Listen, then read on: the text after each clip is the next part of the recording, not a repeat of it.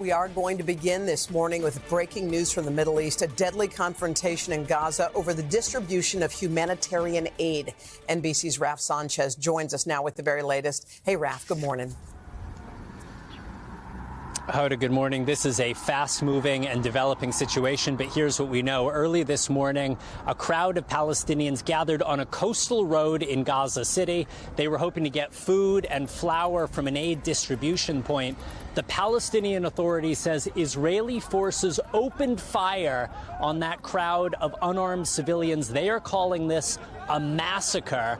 Now, an Israeli government official confirms Israeli troops used live fire. They are saying the crowd posed a threat to soldiers there. They're not saying what this threat could have been. The Israeli military is also saying at least some of the casualties may have been caused by trampling in the crowd. Now, Hoda, we are just over the border from Gaza here, but we are unable to get in to verify exactly what happened.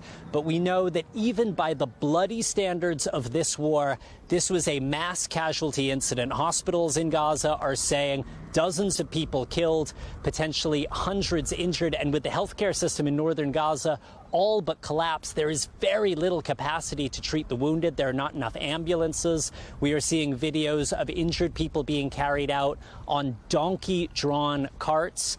And this bloody incident is pushing the death toll in Gaza, according to the Hamas-run health ministry, to more than 30,000 people now killed in the nearly 5 months of war since October 7th. Hoda. And this violence is coming during these very delicate ceasefire negotiations. What could happen there?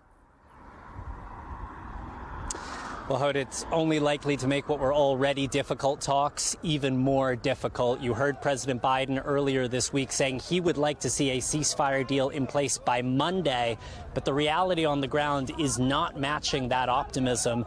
Both Israeli officials and Hamas officials are telling us the talks are basically at a standstill at this point. If there is any optimism to be had, it is that the last ceasefire deal back in November was negotiated and agreed on even during major bloodshed inside of Gaza. But this is a much bigger deal, a much more complicated deal, and it is not clear right now if the two sides can come together and get it done. Hoda. All right, Raf Sanchez for us there. Raf, thank you. Hey, thanks for watching. Don't miss the Today Show every weekday at 11 a.m. Eastern, 8 Pacific on our streaming channel, Today All Day. To watch, head to today.com/allday or click the link right here.